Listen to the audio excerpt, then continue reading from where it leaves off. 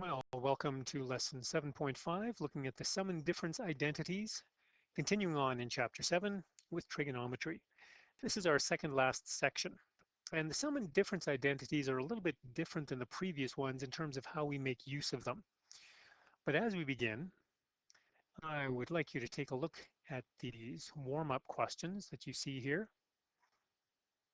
And the question is, of these three, which are actually identities? And whether they're identities or not, can you find a value for A and a value for B that makes the equation true? So just a reminder here that an identity is an equation that's true for all values of the variable in the domain, whereas an equation may only be true for some of the values in the domain. So pause the video at this point and try these three questions. Find a value for A and B that makes the equation true, and then state whether the equation is an identity, yes or no. Well, let's look at number one. Suppose I pick a value like, let's say, A is equal to 2 and B is equal to -3. So if those are the values that I pick, then on the left side, I'll have 3 times 2 plus -3. And I want to see if that's going to equal 2. No, let's fix that.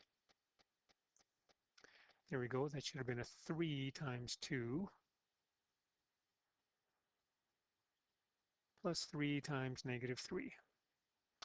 Are the two sides equal? Well, let's see.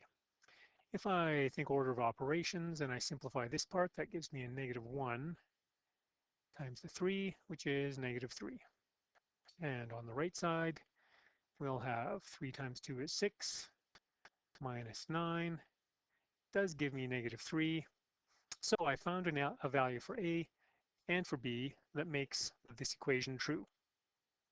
Is this an identity? Well, you probably recognize fairly quickly that yes, it is an identity.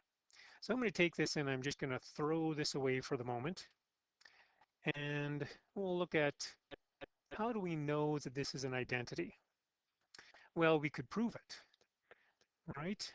And as we've done proofs in the past, I could just work with each side of the equation separately, distributing the 3 in. I get 3a plus 3b.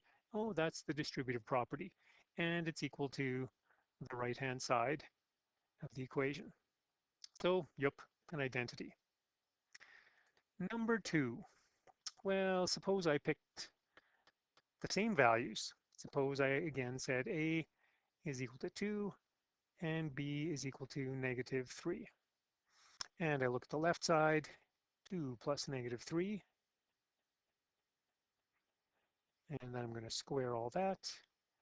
And then 2 squared plus -3 squared, and evaluate each side. So here I'll have a -1 squared is 1. Here I'll have a 4 plus 9. 1 does not equal 13. So that's enough to tell me this is not an identity. Because as I look at the equation that we have, there are no implied restrictions on what A and B can be. So they could be any real number. So that one, not an identity. Well, that's all leading us up here to number 3. Number 3, is this an identity? Well, let's begin again by choosing some values for A and B. So let's say that A is equal to 30 degrees and B is equal to 60 degrees. So then I'll have the sine of 30 degrees plus 60 degrees.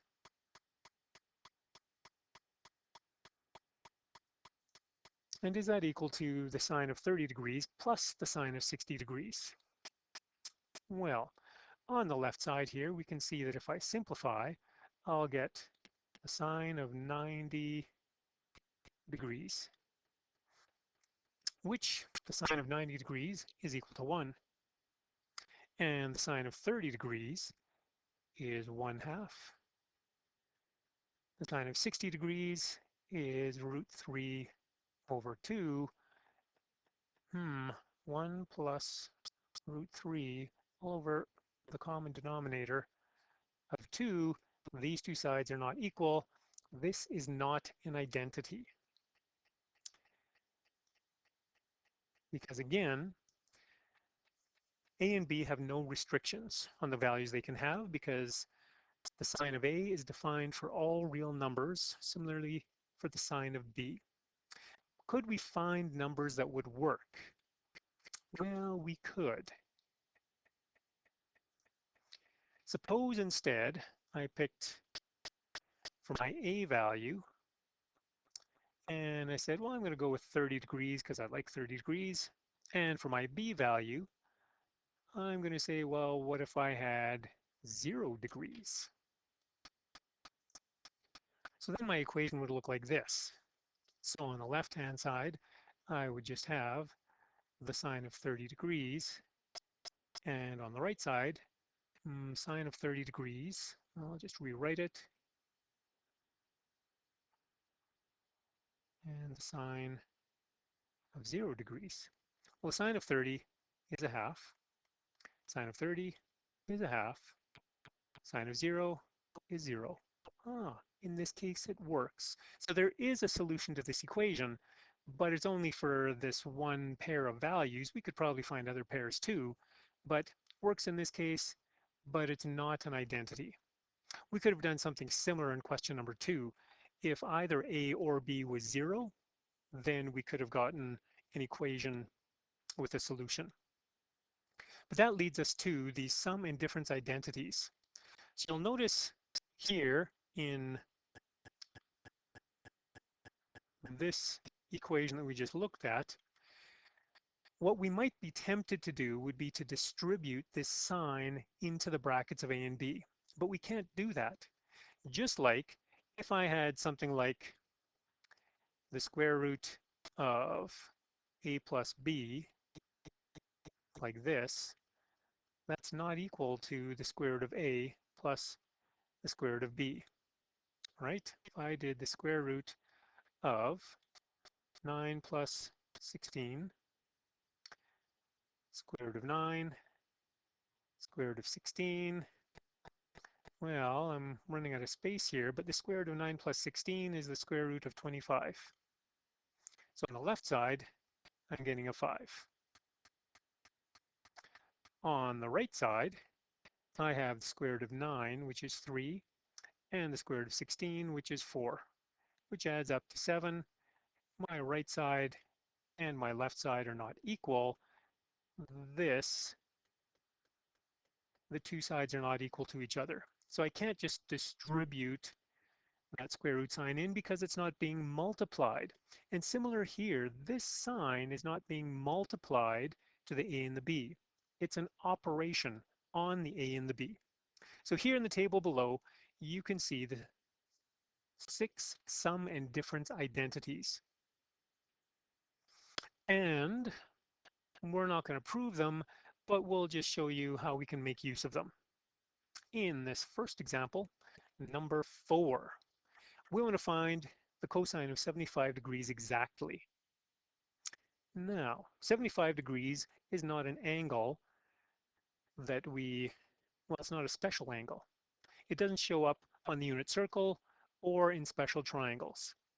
So what we would do is we would look at the 75 and we'd ask ourselves the question, what special angles do add up or subtract to 75 degrees?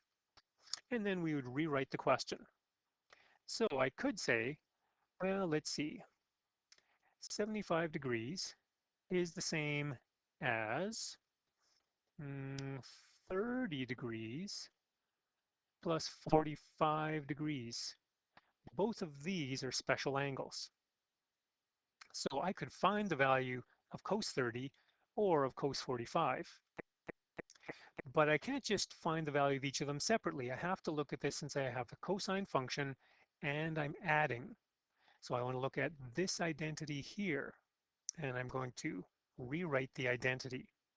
So this will equal the cosine of the first term, which is 30 degrees, times the cosine of the second term, 45 degrees.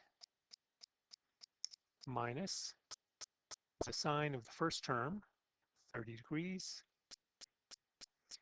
times the sine of the second term, 45 degrees. And each of these trig ratios we can discover as exact values. We can use the unit circle or special triangles. We've done enough of that so that hopefully you would get that this is root 3 over 2. And the cosine of 45, if we use the unit circle, we get root 2 over 2. Sine of 30 is 1/2. And sine of 45, also root 2 over 2. And then we would simplify this collecting the like terms. So root 3 times root 2 is root 6, all over 4.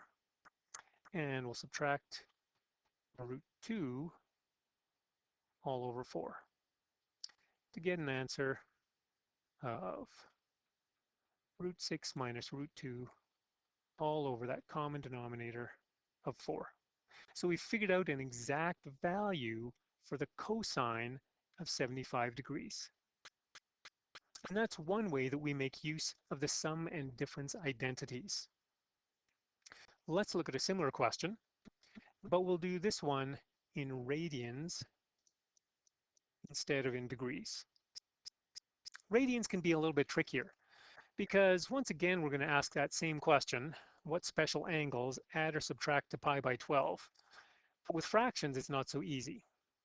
Now, again, you may want to switch to degrees and do it in degrees, but if the question is given in radians, you are expected to show all the steps in radians. So, what could we do? Well, we could think about adding or subtracting, and in this case, we'll subtract because pi by 12 is fairly small, but I'm looking for two numbers that have a common denominator of 12. They both have a pi in the numerator. So I have so many pi's by 12 minus so many pi's by 12. But I want it to be reducible because all of the special angles either have a 1, a 2, a 3, a 4, or a 6 in the denominator. Those are all factors of 12. So I'm going to look at what factors of 12 subtract to give me 1. Well, here's one possibility, 4 and 3. 4 pi by 12 minus 3 pi by 12 will give me a pi by 12. The value of choosing these numbers is that 4 and 12 have common factors, so they can be reduced. And I can reduce it to a pi by 3. Similarly, the 3 pi by 12 I can reduce to a pi by 4. So there are only some values that will work. So I could have thought, well, what if I did 5 pi by 12 minus 4 pi by 12?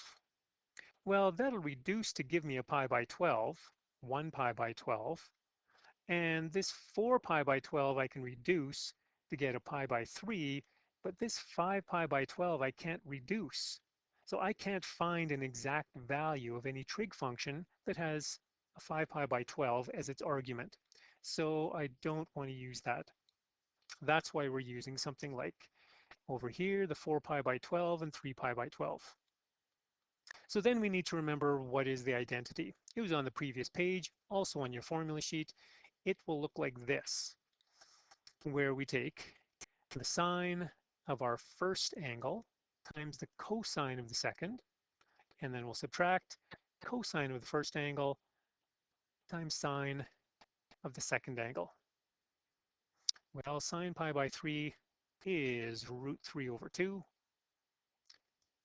Cosine, this time I did it using the special triangles. So the cosine of pi by 4 would be 1 over root 2. And then similarly for cosine pi by 3 and sine pi by 4.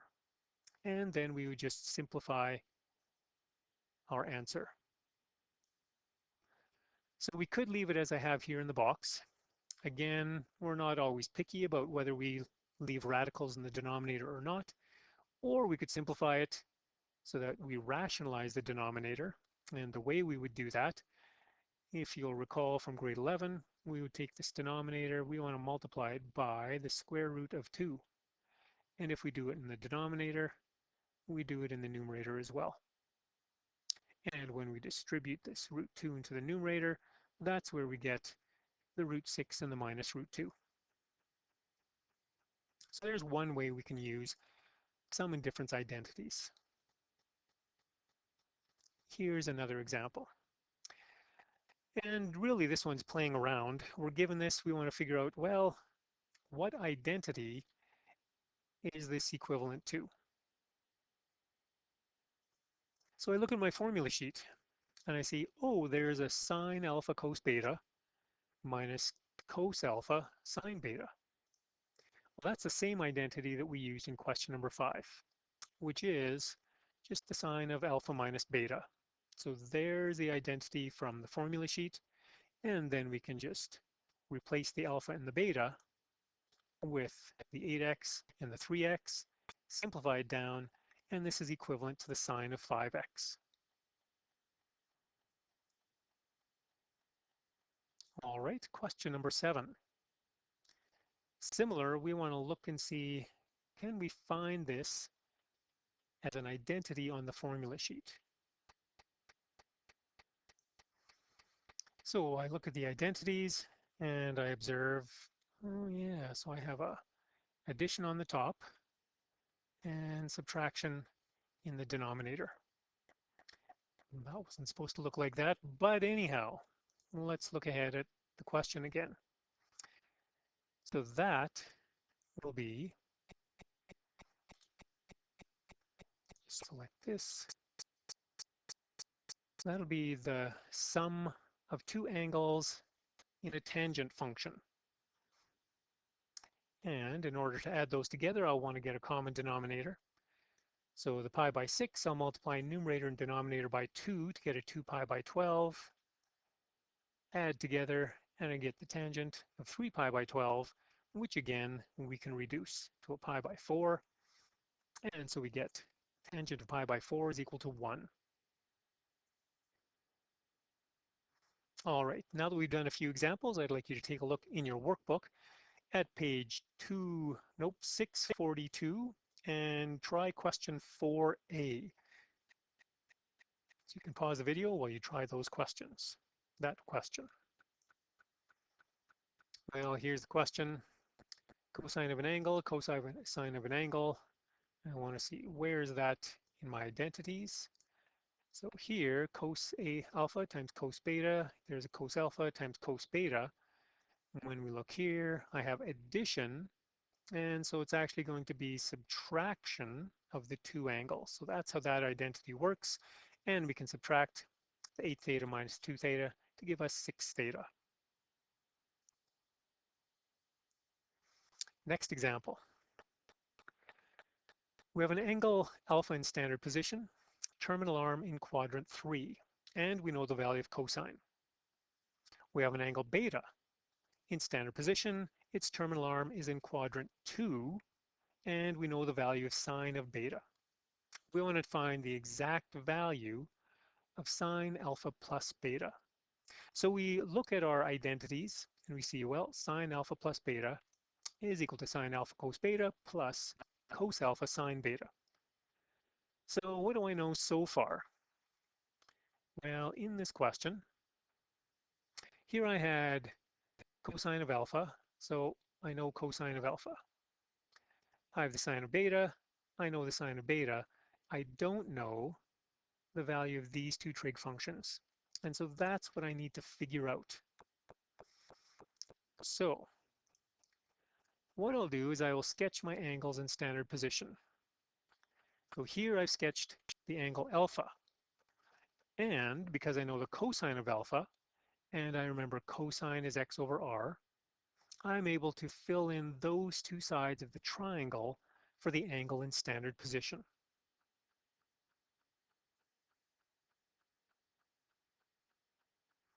Pause the video if you need time to write more of this down, but I'll continue. Once I have two sides in this right triangle, I can use Pythagorean theorem to figure out the third side. And I just remembered that Pythagorean triple, the 3, 4, 5 right triangle.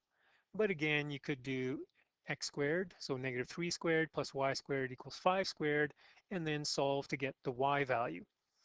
When you take a square root to get the y, you'd get a positive or negative 4, but because we're in quadrant 3, this has to be a negative 4. Well, if I know that y value, I know the value of sine of alpha. So this is no longer a mystery. I have figured out the sine of alpha. Why don't you pause the video for a moment and sketch the angle beta in standard position and determine the value of cos beta.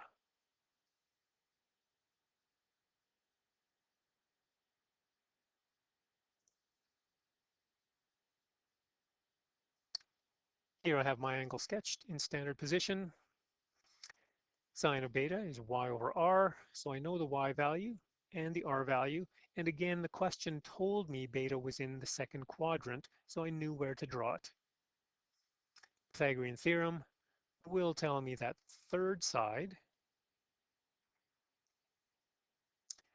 So this time I've shown the process where I did the r squared minus y squared to give me the x squared. And again, because I'm in quadrant 2, I know my x value has to be a negative. So I've chosen the negative square root. And once I know x, I know cosine of beta is negative 2 root 2 over 3, because up here my r value was 3. So now I know everything I need for completing this question. Sine of alpha, negative 4/5 from our first diagram, cosine of beta from our second diagram, and then the information given in the question. And then we'll just simplify to get this as our final answer. Again, feel free to pause the video if you need to. When you're ready to move on, there's another check your understanding question I'd like you to do. So from the workbook, page 644, question number 8a, Roman numeral 2. So this will be the next question. I'll have you work on, pause the video, work through the question, and then restart the video. Well, you should have finished this question and checked your answer, so I will go through it relatively quickly. First of all, I think about what is the identity. So cosine of alpha minus beta, here I have the right side of the identity. And what do I know? Well, I know cosine of alpha is 2/5, and the sine of beta is negative 1/3. So again, there are two trig functions that I don't know, I need to figure out. The angle alpha, let's see, standard position in quadrant 4. See, is this alpha? It is. There we go, quadrant 4. There's my angle. And the information I know, since I know cosine, I know x over r. So the x is 2, the r is 5, and I can use Pythagorean theorem to figure out the y value. Again, I chose the negative for the y value because I'm in the fourth quadrant. And I figure out sine of alpha, negative root 21 over 5. Then as we look at the angle beta in standard position, there I have it drawn. Again, the question told me it was in quadrant 3, so I knew where to draw my terminal arm. I know that sine is negative, and so as I fill in my information, my y value is negative, and my r value always positive. And I use Pythagorean theorem to figure out what is the x value. Again, in the third quadrant, x will be negative, so I chose only the negative square root. And that gave me the value of cosine of beta.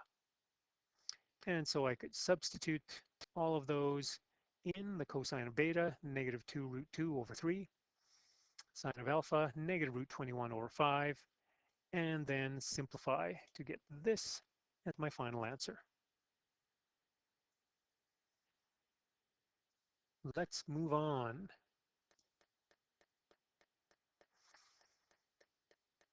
So let's look at another proof. We want to prove this identity. Again, I can see that I have the sign of a subtraction of two angles. So I think about my identity sheet and the sign of alpha minus beta. What is that equal to? So I will get this sine of alpha cos beta minus cos alpha sine beta. But instead of alpha and beta, I have a pi and an x. Well, this time is a little bit different because I have a pi in here. Remember, pi is not a variable, so I can evaluate the sine of pi, and that's just equal to 0. Cosine of pi is -1, so I can replace values in for each of those trig statements. 0 times cos will be 0, and subtracting the -1 times sine just gives me the sine of x, and the left side is equal to the right side. As you need, again, pause the video, but I will continue on. And here we have the last question for this lesson. Once again, we have an equation solving question. But as I look at this left side, hopefully you're recognizing that this looks like one of the identities. Cosine, cosine, that's a hint that it's going to be a sum or difference identity for cosine. And I just need to look on the formula sheet to figure out which one it is. So here I discover it's the difference identity. And what you'll notice as you're working with the sum and difference identities for cosine, if this is addition, this is subtraction. For sine, that's not the case. For sine, if I have addition of angles here, I'll have addition of angles on the right side of my identity as well. But in this case, it's cosine. So I subtract, I get cos 3x is equal to 1. As I mentioned before, this type of question we will only solve by graphing. So up to this point, we've done all the algebra we need to, and we can just sketch a graph to find the solutions. So here we look at the domain from 0 to 2 pi. Include 0, don't include 2 pi. So as I go through here and I graphed, the left side is the cosine function, the right side is y equals 1, and I can see these 4 solutions. But again, keep in mind the domain that we had means that we are going to reject the 2 pi because that's outside the domain. So x was less than but not equal to 2 pi. So we have these 3 solutions for this question. And there we go. That finishes off this section 7.5. And we have some practice questions listed at the bottom of the page. So have fun working on those. Make sure you highlight questions that you have so that when we gather together, you can ask those questions of me. Alrighty, have a good day.